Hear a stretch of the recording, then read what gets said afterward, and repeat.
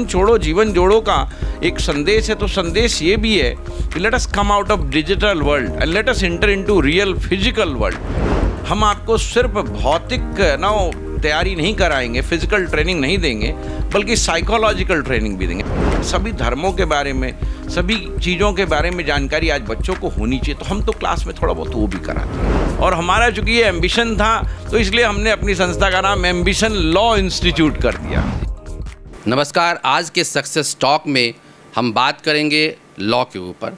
आज हमारे साथ एक खास मेहमान हैं आलोक कुमार रंजन सर, जो कि एम्बिशन लॉ इंस्टीट्यूट के डायरेक्टर हैं, या यूं कहें वहां के हेडमास्टर हैं। सर का व्यक्तित्व भारतवर्ष के अंदर एक महानता को दर्शाती है, क्योंकि सर ने अपने विद्यार्थी जीवन से लेकर आज तक अपने साथ सैकड़ों हजारों बच्चों को गाइड किया है, और गाइड ही नहीं किया है, उनको अपने मंजिल तक पहुंचाया है। लॉ प्रोफेशन के बारे में ऐसा कहा जाता है कि लॉ वही पढ़ते हैं जो समाज के बारे में, राष्ट्र के बारे में चिंतन करते हैं। हमारी राष्ट्रीय आंदोलन भी उन्हीं प्रणेताओं से भरे हुए हैं, चाहे गांधी हो चाहे नेहरू हो, सभी ने लॉ की डिग्री अर्जित की, वह भी उन दिनों में विदेशों में जाकर। आज ऐसी फैसिलिटी हमारे देश के अंदर ही जो सर हैं वो दे रहे हैं, और पूरे भारतवर्ष के अंदर चाहे वो कोई भी एग्ज़ाम हो, चाहे स्टेट का जुडिशरी एग्ज़ाम हो या कोई अन्य एग्ज़ाम हो, सर उनको ट्रेन करते हैं, उनको कौशल देते हैं। और एक तरीके से यूनिवर्सिटीज़ से, चाहे वो केंद्रीय विश्वविद्यालय से पढ़े हुए लॉ ग्रेजुएट्स ही क्यों नहीं हो, सर के सानिध्य में मार्गदर्शन लेकर अपने सपनों को साकार करते हैं। सर के जीवन में कई ऐसे उदाहरण हैं जो हम सभी को प्रेरित करता है, न ही छात्रों को बल्कि जो ट्रेनर्स हैं, जो मेंटर्स हैं, उनको भी। आज हम जानेंगे लॉ के विभिन्न पहलुओं के बारे में कि law as a career option, law as a judicial officer, law as a practitioner, law as a multifaceted approach, और उससे भी बड़ी बात कि समाज के लिए लॉ कितना महत्वपूर्ण है। आलोक सर, आपको भैया जी गजब चैनल में काफ़ी स्वागत है, और हमारा ये सानिध्य है, हमारा ये सुखद सौहार्द है कि आप हमारे लिए समय, अपना बेशकीमती समय निकाले।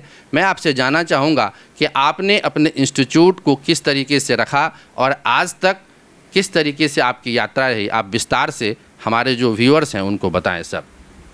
दर्शकों एवं श्रोताओं को हमारा बहुत बहुत अभिवादन। देखिए, लॉ की पढ़ाई जो है ये तरकीब और तकनीक की पढ़ाई है, तो हम लोग उसी पे कार्य कर रहे हैं। और जैसा कि आपने राकेश जी बिल्कुल सही बताया कि ये राष्ट्र निर्माण में बहुत प्रखर भूमिका निभाता है। आप यदि देखें तो जज से लेकर के, वकील से लेकर के आम जन को लॉ की जानकारी यदि हो तो हमारे कई सारे कार्य बड़े साधारण हो जाते हैं और बड़ा आसान हो जाता है। चाहे वो आपके अधिकार की बात हो, कर्तव्य की बात हो, लॉ में आती है चीज़ें। तो लॉ की पढ़ाई और लॉ की जानकारी सबके लिए बहुत आवश्यक है। जी सर, आपने अपने इंस्टीट्यूट का नाम एम्बिशन ही क्यों रखा? क्योंकि अक्सर ऐसा माना जाता है कि कोई भी संस्था के पीछे कहीं ना कहीं उनकी एक सोच होती है, कहीं ना कहीं उनका एक फिलॉसफी होता है, और आप एम्बिशन ही क्यों उसका नाम रखें? ये देखिए, एम्बिशन नाम रखने के पीछे भी उद्देश्य यही है कि हमारा भी एम्बिशन था कि राष्ट्र निर्माण में हम लोग अपनी भूमिका निभा सकें। तो एक शिक्षक के नाते आप कौन सा विषय में राष्ट्र निर्माण में बेहतर भूमिका निभा सकेंगे, तो मुझे जो समझ में आया उस वक़्त जब मैंने इसकी स्थापना की वर्ष 2001 में, तो मुझे यही लगा कि विधि विषय जो है वो राष्ट्र निर्माण में बहुत सहयोग करेगा और बहुत सहायता प्रदान करेगा। जैसा कि आपने भी पहले हमें कहा और बताया दर्शकों को कि देखिए, ऐसा है कि भाई हमारी जो आंदोलन रही है उसमें भी यदि आप ध्यान से देखें तो राष्ट्रीय नेताओं में अधिवक्ताओं की भूमिका बड़ी ही महत्वपूर्ण रही है। तो मैंने सोचा क्यों नहीं अधिवक्ताओं को ट्रेन करें, अच्छा अधिवक्ता बनाएं, उनको जज बनाने की ट्रेनिंग दें, या उनको लॉ में और कार्य करने के लिए हम ट्रेनिंग दे सकें और लॉ को बेहतर सिखा सकें, ताकि वो राष्ट्र निर्माण में अपनी भूमिका न्यायाधीश के रूप में, अधिवक्ता के रूप में, अच्छे नागरिक के रूप में, अच्छे शिक्षक के रूप में और अच्छे बन करके, अच्छे सज्जन बन करके वो दे सकें। तो इसीलिए हमने लॉ पढ़ाने की ये बात सोची, और हमारा चूँकि ये एम्बिशन था तो इसलिए हमने अपनी संस्था का नाम एम्बिशन लॉ इंस्टीट्यूट कर दिया। सर, मैं अभी ऑफिस के अंदर देख रहा था कि जिस तरीके से स्लोगन्स, काफ़ी प्रिचफुल स्लोगन्स है कि we don't teach we preach, बाकी भी फ़ोन से नाता जोड़ो, फ़ोन से नाता जोड़ के जीवन को जोड़ो। बाकी विद्यार्थी को एक शिक्षक की भूमिका रूप में माना जाता है, होना चाहिए, क्योंकि जब वो पढ़ाई कर रहे होते हैं, शिक्षक को कहा भी जाता है जो शिष्ट हो, क्षमाशील हो, कर्मठ हो। तो आपका जो ये स्लोगन है वो मुझे बहुत ही अच्छा लगा। और ये स्लोगन के पीछे क्या प्रेरणा रही है और किस तरीके से लॉ जो हमारे यहाँ पे एम्बिशन के जो बच्चे हैं वो कितना उसको फलीभूत कर पाते हैं? देखिए, जो आपने बात कही, फ़ोन छोड़ो जीवन जोड़ो, आज के समाज में आप यदि ध्यान से देखो तो ज़्यादातर व्यक्ति ज़्यादातर समय जो है ना अपना वो इसी इलेक्ट्रॉनिक सिस्टम में लगा रहा है और वो वास्तविक फिजिकल वर्ल्ड से कट सा गया है। तो हम लोग बच्चों को भी सिखाते हैं कि देखिए, ऑफलाइन क्लास की तुलना ऑनलाइन से नहीं हो सकती। हालांकि बहुत लोगों को समस्या होती है तो ऑनलाइन क्लास उनके लिए बहुत बेहतर विकल्प बन करके उभरा है। लेकिन हम कहते हैं कि आप फ़ोन पे ही रहेंगे तो किताब में कब जाएंगे और भाषा नहीं समझेंगे। अब यदि आप देखें भाषा इंटरनेट की और भाषा देखें आप किताब की, तो बहुत अंतर है दोनों में। आप अखबार पढ़ते हैं और आप जो है ना यूट्यूब पे समाचार सुनते हैं, दोनों में अंतर है। तो आपको ये समझना पड़ेगा कि फ़ोन नहीं छोड़ोगे आप तो आप आगे नहीं बढ़ पाओगे। और जहाँ तक फ़ोन छोड़ो जीवन जोड़ो का एक संदेश है, तो संदेश ये भी है कि let us come out of digital world and let us enter into real physical world. तो संदेश ये भी है कि देखिए, आप फ़ोन से बातें करके लोगों से वो संबंध नहीं बना पाएंगे जो मिल करके बातें कर करके आपस में बोल चाल करके आप संबंध बनाएंगे और जो आप बातें करेंगे। अदरवाइज इतने बड़े बड़े देश के राष्ट्राध्यक्ष आपके यहाँ क्यों आते? फ़ोन से तो सारी बात हो जाती है, इंटरनेट की सुविधा है नो, आप कई तरह के माध्यम से जो है लगेगा वर्चुअल वर्ल्ड में बात कर लेंगे। तो फिर फिजिकल मीटिंग की आवश्यकता क्या थी? तो फिजिकल मीटिंग की आवश्यकता है। तो ये सभी को समझना पड़ेगा, सिर्फ विधि के विद्यार्थियों के लिए नहीं है कि फ़ोन छोड़ो जीवन जोड़ो। आपको लोगों से मिलना पड़ेगा, बात करना पड़ेगा, नहीं तो आप अपने सेल में बंद रह जाएंगे। जैसा आपने और भी स्लोगन की बात कही, तो एक बात मैं सबको कहना चाहता हूँ। लोग बहुत घबराते हैं कि विधि विषय बड़ा तकनीक वाला है, बड़ा ही तकनीकी है। ऐसा कुछ नहीं है। तकनीक एवं तरकीब एक चीज़ है, बट विधि कोई तकनीकी विषय नहीं है। विधि एक साधारण समझ पर आधारित विषय है। तो मैंने इसके लिए भी लोगों से संदेश दिया, लोगों को ये संदेश दिया, law is codified common sense and it is based on no logic and understanding. तो आप उसको भी ध्यान यदि देंगे, कोई भी लॉ आप यदि आपको पढ़ना है लॉ, तो आप देखोगे तो उसमें आपको कॉमन सेंस एंड लॉजिक दिखेगा, कुछ उससे ज़्यादा नहीं दिखता। तो वो भी मेरा एक बहुत प्रचलित स्लोगन है, law is nothing but codified common sense. तो ये बड़ा ही प्रभावी चीज़ है। अब जैसे मैंने कहा we don't teach we preach, अब मेरा वहाँ क्या संदेश है मैं आपको बताऊँ। देखिए, किताबी ज्ञान तो कोई भी शिक्षक विद्यार्थी को दे देगा, लेकिन हम क्या कह रहे हैं? हम कह रहे हैं हम आपको दिमागी ज्ञान देंगे। हम आपको सिर्फ भौतिक तैयारी नहीं कराएंगे, फिजिकल ट्रेनिंग नहीं देंगे, बल्कि साइकोलॉजिकल ट्रेनिंग भी देंगे, मनोवैज्ञानिक तैयारी भी कराएंगे। क्योंकि बच्चों को यदि आप ध्यान से देखो तो आज के बच्चों में आपको कहीं ना कहीं दिखेगा कि उनकी मनोदशा में कहीं ना कहीं निराशा आ जाती है। तो यदि बच्चों को आप साइकोलॉजिकल ट्रेनिंग नहीं दोगे और केवल पढ़ाते रहोगे तो बच्चा भी ऊब जाएगा और शायद वो एग्ज़ाम में अच्छा नहीं कर पाएगा। तो उनको शुरू से बताना है कि देखिए, ये परेशानियाँ आएंगी, ये समस्याएं आएंगी, इसका समाधान ये होगा, और उनको बताना है कि अनावश्यक समस्याओं को दिमाग में ना आने दें। तो वो साइकोलॉजिकल ट्रेनिंग की बात हम कर रहे हैं। तो वही हमने कहा, we don't teach we preach. और देखो, मोरल एजुकेशन आजकल बहुत लोग भूल रहे हैं। मोरल और एथिकल एजुकेशन का बहुत लाभ है। पुराने धर्म ग्रंथ से लेकर के जो हम लोग बातें करते हैं, भाई वेद की, पुराण की या कुरान की, सब में कहीं ना कहीं आप देखेंगे इतना अच्छा संदेश है। जो हम बच्चों को यदि सिखाएं तो मोरल इथिकल एजुकेशन उनको दिया जाए तो शायद अच्छे नागरिक बनेंगे, देश में उससे समस्याओं का समाधान, एक अच्छा जज बने, एक अच्छा अधिवक्ता बने। तो अच्छा जज बनेंगे, अच्छा अधिवक्ता बनेंगे तो जुडिशल रिफॉर्म की आवश्यकता नहीं। एक अच्छा पुलिस वाला बनेंगे तो अच्छे से इन्वेस्टिगेशन करेंगे। हम अच्छे नागरिक होंगे तो हम अपराध नहीं करेंगे। तो बहुत सारी ऐसी बातें हैं। इसीलिए मोरल इथिकल एजुकेशन, जिसको हम कह रहे हैं we don't teach only we preach also. अब आपको मैं बताऊं, जैसे उदाहरण के तौर पे बताता हूँ। रामचरितमानस में दिखाया गया कि देखिए भाई, परिवार के लोगों में किस प्रकार का संबंध होना चाहिए। आप उसी प्रकार से देखो, मैं किसी एक धर्म की बात नहीं करता, आप कुरान को भी देखो। कहता है कि साहब, सभी पत्नियों को बराबर सम्मान देना है, ये संभव है नहीं तो आप बहुत सारी शादियाँ ना करें, और लोग उसका मिस इंटरप्रिटेशन करते हैं। तो मैं ये कहना चाह रहा हूँ कि हर धर्म का धर्म ग्रंथ, थोड़ा मोड़ा इसकी भी जानकारी, रिलीजियस एजुकेशन की भी जानकारी होनी चाहिए थोड़ी। रिलीजियस एजुकेशन जो है वो सेकुलर ही है, सभी धर्मों के बारे में, सभी चीज़ों के बारे में जानकारी आज बच्चों को होनी चाहिए। तो हम तो क्लास में थोड़ा बहुत वो भी कराते हैं। आपने बिल्कुल मोरल एजुकेशन की बात कही, आज की ज़रूरत है सर, आपने बिल्कुल सही कहा। इसी से जुड़ा हुआ एक प्रश्न है कि जिस तरीके से प्रारंभ काल से लेके आज तक law as a career option उन्हीं बच्चों ने चुना है जो कि समाज के लिए कुछ करना चाह रहे हैं, जो कि कुछ जज्बा रखते हैं, पैसन रखते हैं, मोटिवेशन रखते हैं।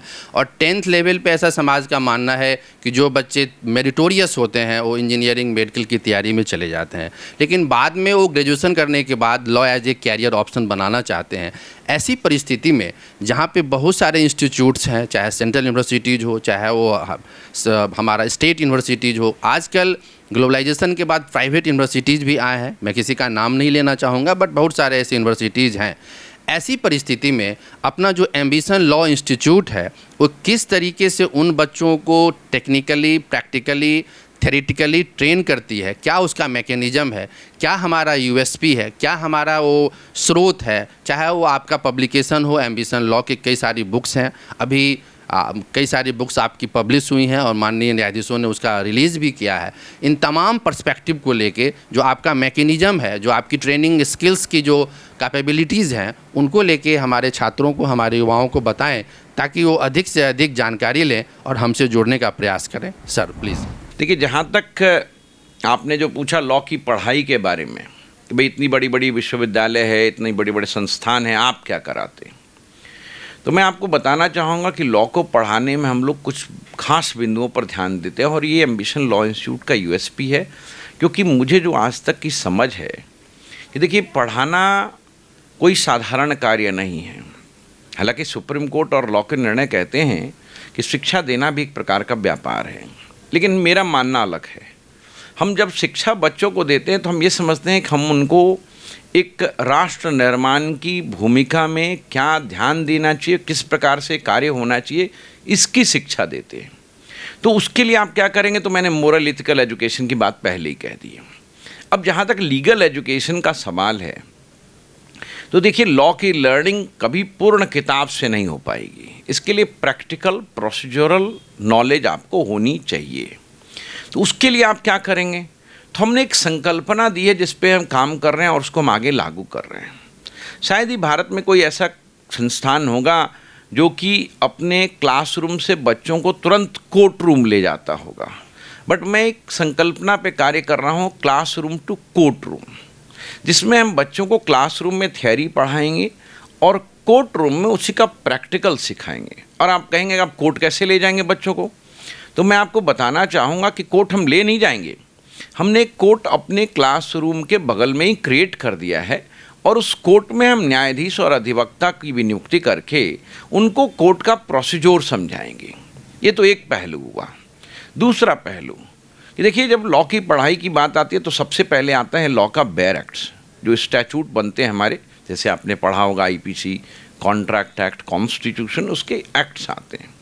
तो सबसे पहला काम हमने किया कि एम्बिशन पब्लिकेशंस के तहत हमने सर्वसाधारण को समझ आने वाली भाषा में उन बेयर एक्टों का निर्वचन किया है, यानी उनका इंटरप्रिटेशन सतही भाषा में, लेकिन साथ साथ ये भी ध्यान रखते हुए कि वो गुणवत्ता को मेंटेन करे। सुप्रीम कोर्ट के अद्यतन निर्णय, बिल्कुल रीसेंट जजमेंट्स, हाई कोर्ट के recent judgments, important doctrines, principle सारे लिखे हमने।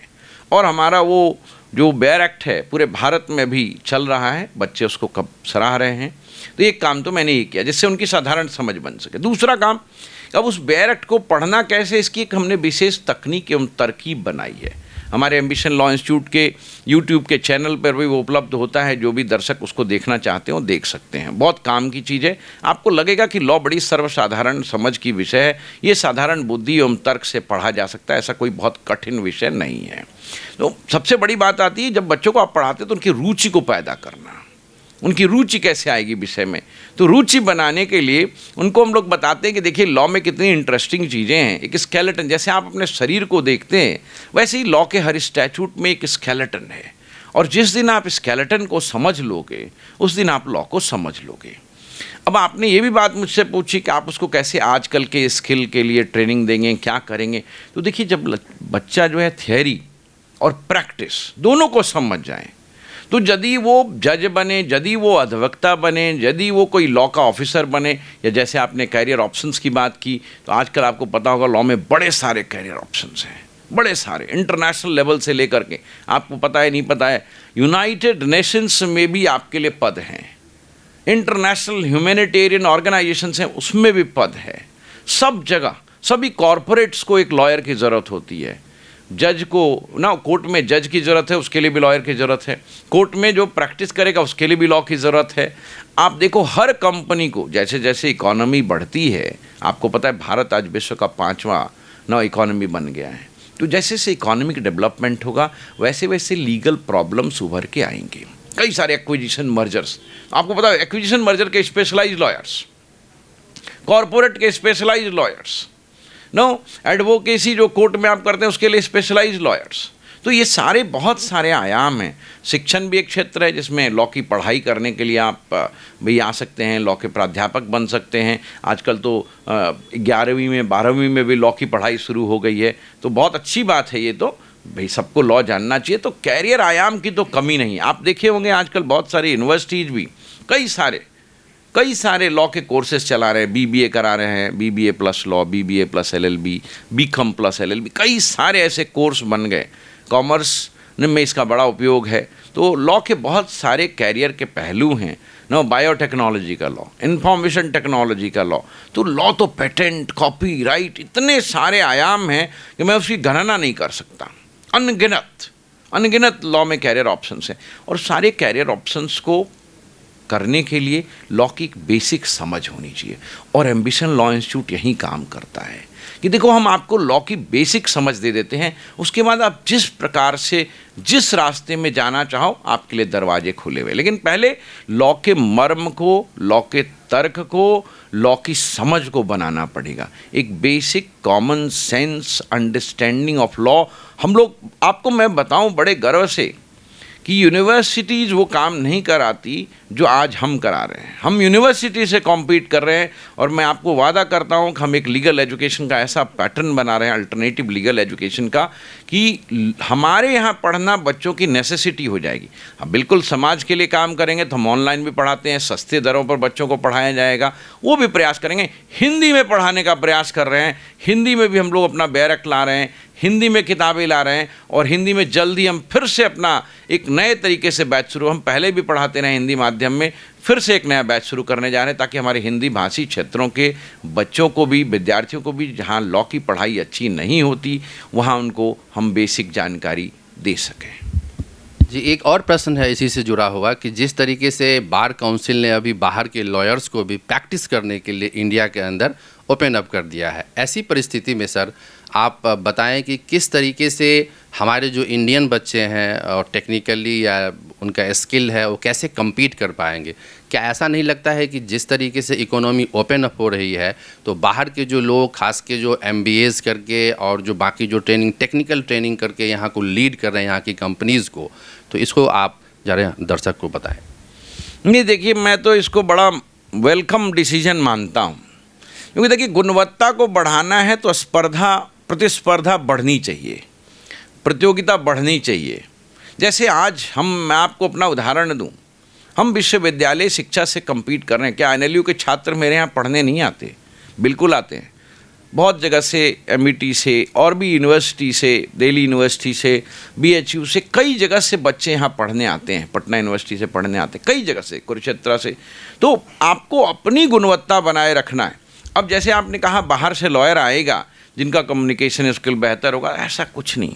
देखिए, यहाँ का जज यहाँ के अधिवक्ता की भाषा को ज़्यादा अच्छा समझेगा, बाहर का विदेशी अधिवक्ता उसको कितना समझा पाएगा, ये एक प्रश्न चिन्ह है। अब आप कहेंगे कि बड़े बड़े फर्म्स विदेशी आ जाएंगे, तो यहाँ भी बड़े बड़े फर्म्स हैं, they will also scale up, वो भी अपना काम करेंगे, वो भी अपनी गुणवत्ता बढ़ाएंगे, प्रतिस्पर्धा होगी, गुणवत्ता बढ़ेगी। अच्छा, आप मुझे ये बताएं, क्या भारतीय क्रिकेट टीम ऑस्ट्रेलिया को नहीं हराया? क्या भारतीय हॉकी टीम ने अभी जर्मनी जो विश्व कप विजेता है उसको नहीं हराया? तो ऐसी बात नहीं, इस प्रकार का हम में नकारात्मक भाव नहीं आना चाहिए। Let us compete and let us give the best. हमारे यहाँ भी बहुत अच्छे अच्छे लॉयर हैं, बहुत विद्वान अधिवक्ता हैं, बहुत विद्वान जज हैं, और मुझे लगता है कि ऐसी कोई थ्रेट में, हाँ, जहाँ तक आपने ये कहा कि भाई हमारे यहाँ हर जगह लॉ की पढ़ाई तो ऐसी होती ही नहीं है कि हम कम्पीट कर जाएं, तो बिल्कुल सही कहा। तो उसमें हम जैसे लोगों की भूमिका आएगी, हम बच्चों को ऐसे ट्रेन करें, इस प्रकार की शिक्षा दें, इस प्रकार की गुणवत्ता उनमें प्रदान कर दें, इस प्रकार की स्किल उनमें ला दें कि वो बच्चे किसी से भी कंपटीशन में ना घबराएं। मैंने एक जगह कहानी सुनी थी कि फिराक गोरखपुरी साहब लंदन में पढ़ते थे, तो सबको कहते थे चाहे जे कर ला टॉप तो फिराक गोरखपुरी करियान। तो वही वाली बात है कि देखिए, हम में ये क्षमता होनी चाहिए कि हम ही टॉप करेंगे, हम उस फॉरेन लॉयर से कम्पीट करेंगे। We can compete with them. We are no inferiors. We are no lesser than them. Obviously, we need better training. We need better skills. तो हम स्किल और ट्रेनिंग पर प्रयास करें, प्रयोग करें, प्रयत्न करें और बच्चों को बेहतर ट्रेनिंग दें। ये हमारी यूनिवर्सिटी के लिए, हमारे अधिवक्ताओं के लिए, हमारे बार्स के लिए भी एक चैलेंज होगा। तो इस चैलेंज को हमें स्वीकार करना चाहिए। आलोक सर, इसी से जुड़ा हुआ प्रश्न है कि जिस तरीके से आप जुडिशियल ऑफिसर्स के लिए ट्रेनिंग दे रहे हैं, क्या एम्बिशन लॉ का एक ऐसा विंग नहीं खोला जा सकता है जहां पे सिर्फ जो लॉयर्स हैं, जो एज ए प्रोफेशनल ट्रेनर्स होते हैं, वो अपना स्किल को और भी इम्पार्ट करें और भी एक्सेलेंट करें, एट पार एक्सेलेंस करें, यानी लॉ एक्यूमेन ऐसा हो जो कि एक बेहतर हमारे भारतवर्ष के अंदर जाना जाए कि हाँ, हमारे एम्बिशन लॉ के बच्चे हैं जो कि वहाँ से पढ़ा है। क्या इस तरह की योजना आपके संस्थान की भविष्य में हो सकती है? नहीं, इस पे हम लोग ऑलरेडी काम कर रहे हैं। देखिए, जहाँ तक जो ट्रेनिंग हम लोग देते हैं उसमें भी इन बातों को लाते हैं। Either you go for practice और यू गो फॉर जजशिप। या तो आप जज बने या आप प्रैक्टिस करिए, आप पढ़ाने में जाएं। सब जगह लॉ की आपको समझ बेहतर चाहिए, वो लॉ की टेक्निकलिटीज़, लॉ के इंट्रिकेसीज आपको समझने पड़ेंगे। तो हम लोग उस पर ऑलरेडी, अभी मैंने आपसे कहा ना, क्लासरूम टू कोर्ट रूम। तो ये कोर्ट रूम किसके लिए? ये जज और अधिवक्ताओं के लिए तो है। अधिवक्ताओं को हम स्किल सिखाएंगे ना। आज ही मैं चर्चा कर रहा था अपने यहाँ कि किस प्रकार से जुडिशियल डिलेज को, जुडिशियल जो हमारे जो आते रहते हैं ऑब्स्टिकल्स, उनको हम दूर करें। अभी आपको पता होगा सीपीसी सीआरपीसी में कितने सारे संशोधन हुए पीछे। उसका प्रयास यही था कि कैसे डिले को कम किया जाए। आज ही मैं अखबार में पढ़ रहा था कि एक केस 1992 में कंप्लेंट आता है और 1996 में जो है उस पर जो है फिर कार्रवाई आगे बढ़ती है, चार्जशीट होता है, फिर उस पर जो है 2021 में ट्रायल कोर्ट जजमेंट देता है और 2022 में हाई कोर्ट, 2023 में बल्कि हाई कोर्ट उसको अपहेल्ड करता है। तो आप देखिए, जर्नी 1992 में शुरू हुई और 2023 में ख़त्म हुई। तो हमें यहाँ काम करना है, how to cut the delays. तो डिलेज कट होने का एक बहुत बड़ा प्रयास कर सकते हैं हम लोग कि भाई हम अधिकारियों को, हम ऑफिसर्स को, चाहे वो पुलिस ऑफिसर हों, चाहे वो अधिवक्ता हों, चाहे हमारे जज हों, उनको हम लॉ की समझ ऐसे दें और उनको ये बताएं, देखिए राष्ट्र निर्माण कर रहे हैं आप, आपका जुडिशियल सिस्टम में बहुत महत्वपूर्ण भूमिका है। आपके एक छोटी सी गलती से 30-32 साल केस चला। तो why don't you do your duty with all passion, with all devotion, with all discipline, with all dedication, understanding. यहाँ पर राष्ट्र निर्माण में अपनी भूमिका दे रहे हैं। जिस दिन हम ये सोच बना लें, ये समझ बना लें, हमको लगता है कि जो हम पढ़ा रहे हैं उससे बहुत अच्छे अधिवक्ता बनेंगे, बहुत अच्छे जज बनेंगे और बहुत अच्छे अधिकारी भी बनेंगे लोग। आलोक सर, एक क्वेश्चन है। जिस तरीके से भारतीय इतिहास में हमने देखा कि इल्बर्ट बिल आया था, इल्बर्ट बिल में कहीं न कहीं असमानताएं थी। यदि आज हम बात करते हैं इंटरनेशनल कोर्ट ऑफ जस्टिस की, तो वहाँ भी हम देखते हैं कि आपने जैसा कहा कि भारत के जो हमारे लॉयर्स हैं, जो बैरिस्टर्स हैं, बहुत ही कॉम्पिटेंट हैं, लेकिन ऐसा देखा जा रहा है कि जो वहाँ पे ICJ है, आज भी कुछ जस्टिसेस को छोड़ दें, यदि उनका हम कुछ नाम लेते हैं तो बहुत ज़्यादा रिप्रेजेंटेशन नहीं है, बहुत ज़्यादा प्रतिनिधित्व नहीं है। क्या आपको ऐसा लगता है कि कहीं ना कहीं एक तरीके से लॉ का एफर्टाइड है, या वहाँ पे कहीं ना कहीं ऐसी बातें हैं कि हम वहाँ रिप्रेजेंट करने के एबिलिटी उतने अभी स्किल लेवल पे नहीं पहुँच पाए हैं? इसको आप किस रूप में देखते हैं? नहीं, आपको मैं जानकारी देना चाहूँगा, जहाँ तक इंटरनेशनल कोर्ट ऑफ जस्टिस का सवाल है, उसमें भारतीय जज भी नियुक्त होते हैं और यदि भारत का कोई मामला वहाँ जाएगा तो एक भारतीय जज होना आवश्यक है। ये नियम है वहाँ पर, इंटरनेशनल कोर्ट ऑफ जस्टिस में ये नियम है। तो इस प्रकार की जो बातें हैं उसको वो निराधार साबित करती है कि जब भी भारत से संबंधित कोई मामला आएगा तो भारतीय जज वहाँ नियुक्त किया जाएगा। और वो होगा। आपको पता हो जस्टिस नागेंद्र सिंह बहुत समय हमारे जज थे वहाँ, तो भारत के भी जज वहाँ बनते रहे, ऐसी कोई बात नहीं है। हाँ, वित्तीय संस्थाओं में ये है कि वहाँ पर यूरोपीय और अमेरिकन अध्यक्ष होते हैं, वो अलग व्यवस्था है, लेकिन जहाँ तक लीगल सिस्टम का सवाल है वहाँ इक्वालिटी ऑफ रिप्रेजेंटेशन है। सर, एक और प्रश्न है, जिस तरीके से लीगल लिटरेसी एक सामाजिक कार्य के रूप में काम करती है, हमारे डायरेक्टिव स्टेट पॉलिसी में भी है, बाकी जो जब आप समाज में एक बड़े ओहदे पे हो जाते हैं, जैसे आलोक सर आज एक समाज के गणमान्य व्यक्ति हैं, आपका इंस्टीट्यूट इत्तेफाक से लीगल लिटरेसी के रूप में ही काम कर रही है। क्या ऐसा लगता है कि जब आप समाज के एक बड़े पायदान पे हैं तो समाज के ऐसे लोग जो कि बहुत परेशानी में हैं, कोई ऐसी संस्था को ढूंढ रहे हैं जो उनको सच में कुछ राह दिखाएं, ऐसी परिस्थिति में जो एम्बिशन लॉ है, क्या इस तरह के कार्य करने के लिए भविष्य में सोच रही है या कहीं कुछ कर रही है? नहीं, बहुत अच्छा प्रश्न पूछा आपने। ये तो हमारा एक सामाजिक और राष्ट्रीय दायित्व है कि इस प्रकार के कार्य को हम अंजाम दें। हम भारत के नागरिक हैं, हमारा ये कर्तव्य है कि हम भारत के अन्य नागरिकों को भी विधि की जानकारी दें। इसी क्रम में हमने एम्बिशन पब्लिकेशन शुरू किया और आगे हम चाहेंगे कि हम लोगों को सर्वसाधारण भाषा में, हम एम्बिशन लॉ इंस्टीट्यूट के यूट्यूब चैनल पे भी सर्वसाधारण भाषा में लोगों के उनके विधिक अधिकार एवं कर्तव्य की व्याख्या करने वाले। जैसे मैं कुछ प्रश्न लोगों के मन में बहुत आता है, भाई संपत्ति के अधिकार में हमारा क्या अधिकार है, पुत्र का क्या है, पुत्री का क्या है, या FIR कराने जाएंगे तो हमारे क्या अधिकार हैं, या FIR हमारे खिलाफ हो जाएगा तो क्या होगा। तो इस तरह की चीज़ों पर छोटे छोटे वीडियो बना रहे हैं हम अपने एम्बिशन लॉ इंस्टीट्यूट के यूट्यूब चैनल पर, और लॉ पाठशाला जो हमारा हिंदी माध्यम का यूट्यूब चैनल है उस पर भी इस तरह के हम चीज़ें डालेंगे, और हम इस पर लिटरेचर का भी निर्माण कर रहे हैं जो हम सर्वसाधारण के लिए जल्दी मुहैया कराएंगे। अंतिम 2 प्रश्न है जो मेरे दिल के करीब है। हम जब राष्ट्रीय आंदोलन की बात करते हैं, चाहे तिलक हों, चाहे नेहरू हों, चाहे गांधी हों, वो ऐसे महापुरुष थे जब हम सोचने को मजबूर हो जाते हैं, उनके पास भी उनकी फैमिली थी, उनके पास भी उनकी मजबूरियां रही होंगी, लेकिन उन लोगों ने समाज के लिए जिया, और कहीं न कहीं यही कारण है कि आज वो बहुत सम्मान के साथ उनका नाम हम लोग लेते हैं। आज जब समाज सिर्फ कहा जाता है ग्लोबलाइजेशन के बाद पैसे के पीछे भाग रही है, ऐसी परिस्थिति में जैसा आपने कहा कि शिक्षा एक बहुत बड़ा कार्य है, आप एक बेहतर शिक्षक के रूप में हमारे समाज में स्थापित हैं, आपको नहीं लगता है कि जो शिक्षा है वो किस तरीके से एक ग्रास रूट लेवल तक पहुँचे, और हमारा एम्बिशन लॉ, हमारा आलोक सर जो यहाँ के हेडमास्टर हैं, जो यहाँ के डायरेक्टर हैं, उस समाज के उसी परंपरा को फिर से स्थापित करें जैसे तिलक ने, जैसे गांधी ने, जैसे नेहरू ने स्थापित किया, और हमारे सर उसी परंपरा के को आगे बढ़ाएं। इसमें किस तरीके से आप आगे बढ़ाएंगे? नहीं, बिल्कुल आपने अच्छी बात पूछी कि भाई education at grass root level भी होना चाहिए। तो देखिए, हम लोग का कर्तव्य यही है, हम लोग एक चेन बना सकते हैं कि वहाँ के शिक्षकों को भी ट्रेन करें कि इस प्रकार की शिक्षा जो है ग्रामीण स्तर पर, प्रखंड स्तर पर और ब्लॉक स्तर पर दिया जाए। तो इसकी व्यवस्था भी हम लोग कर रहे हैं। इसके लिए भी कई सारे सामाजिक संगठनों से हम जुड़े हुए हैं, और जब भी मुझे इस प्रकार का मौका मिलता है तो हम करते हैं।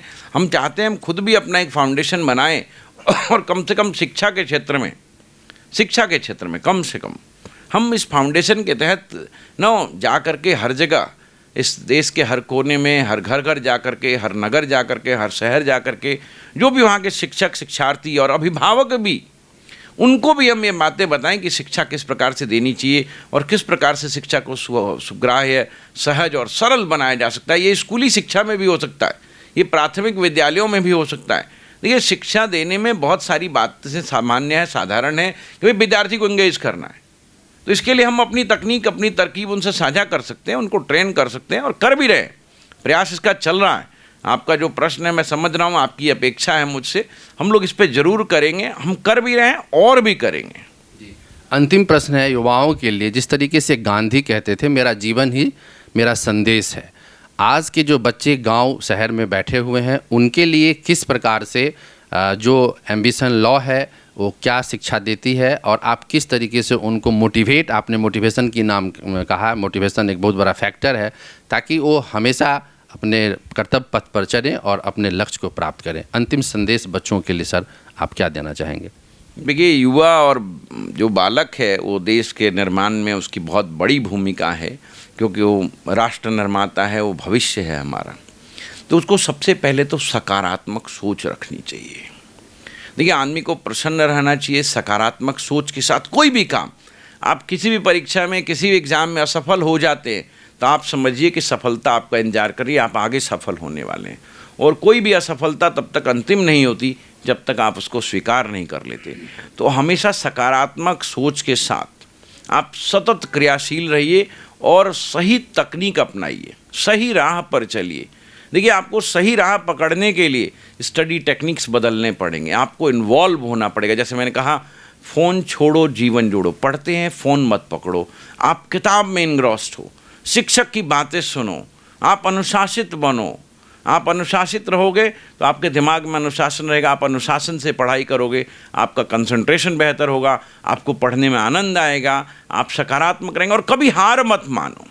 एक गांव का बच्चा, एक छोटे से शहर का बालक, बालिका, कोई भी बहुत बड़ा कार्य कर सकता है। आज देखिए, हमने प्रण किया हुआ है कि हम भारत के लीगल एजुकेशन में एक अपनी अमिट छाप बनाएंगे। हमने पब्लिकेशंस तैयार किए, हमने किताबें छापी, हमें नव सुप्रीम कोर्ट के जज तक का साथ मिला, उन्होंने आशीर्वचन दिए, उन्होंने हमारी किताबों का विमोचन किया। तो आप धीरे धीरे सफलता के सोपान चढ़ते हैं। आप एक दिन में कुछ नहीं कर पाएंगे। कड़ी मेहनत से, सही तकनीक से, सकारात्मक सोच से और सतत क्रियाशील रहने से आप बिल्कुल सफल होंगे और बेहतर राष्ट्र निर्माता बनेंगे। सर, आपका बहुत बहुत धन्यवाद। आपने अपना बेशकीमती समय दिया और सबसे बड़ी बात कि आपने अपने मधुरवाणी से, अपने थॉट्स से, अपनी लीगल एक्यूमेन से हमारे जो व्यूअर्स हैं उसको इम्पार्ट करने के लिए प्रेरित किया है। और ऐसा माना जाता है कि वो प्रेरणा ऐसी चीज़ है जो भारत के अंदर कई मनीषियों को जन्म दिया है, चाहे वो साहित्य के क्षेत्र में हो, चाहे वो विज्ञान के क्षेत्र में हो, चाहे लॉ फील्ड में हो। अभी कैलाश सत्यार्थी साहब, जिनको नोबेल प्राइज़ मिला, वो भी छोटे से गांव में ही रहते थे और उन्होंने इतने बड़ा कार्य किया। मेरा ऐसा मानना है कि समाज के अंदर कोई भी व्यक्ति हो, चाहे वो कलाम साहब हो, चाहे कोई अन्य व्यक्ति हो, सभी ने अपने अपने मेहनत से, अपने अपने जज्बे से अपने लक्ष्य को प्राप्त किया है। इसीलिए कहा जाता है कि winners don't do different things, they do things differently. और सर के जो स्लोगन्स हैं, कोटेशंस हैं, जो विद्यार्थी को एक शिक्षक की रूप में काम करना चाहिए, मैंने उसको आज ही सीखा है। और ये बिल्कुल सही है कि जिस दिन आप एक क्लास 3 में आप पढ़ रहे हो, यदि क्लास 2 के बच्चों को गिनती भी आप सिखाओगे तो आपको जो ट्रेनिंग है, स्किल है, बहुत ही अधिक होगा। जो कि हमारी पुरानी परंपरा भी रही है कि जो जूनियर्स को पढ़ाने की सर एक टेक्निक्स हुआ करती थी हॉस्टल्स के अंदर में, कॉलेज के अंदर में, जब संस्थानें, प्राइवेट संस्थानें नहीं हुआ करती थी। अंत में सिर्फ इतना ही कहना चाहूँगा कि आज के इस सक्सेस टॉक में आलोक रंजन सर का बहुत बहुत धन्यवाद मैं देता हूँ, क्योंकि आपने उन तमाम चीज़ों को बारीकियों से बताया है जो कि बाकी जगह नहीं है। और यही कारण है कि किताब और सिर्फ इंस्टीट्यूट ही व्यक्ति के लिए ज़रूरत नहीं है, बल्कि एक टीचर का, एक मेंटोर का होना बहुत ही आवश्यक है। जी हाँ दोस्तों, तो सक्सेस टॉक की इस कड़ी में आप इसको देखें। हमारा नेक्स्ट टॉक होगा एक सीनियर IPS अधिकारी जो भारत देश के गृह मंत्री के वो सलाहकार हैं, उनके बारे में आप जानेंगे किस तरीके से वो एक IPS अधिकारी बने। थैंक यू, नमस्कार, धन्यवाद।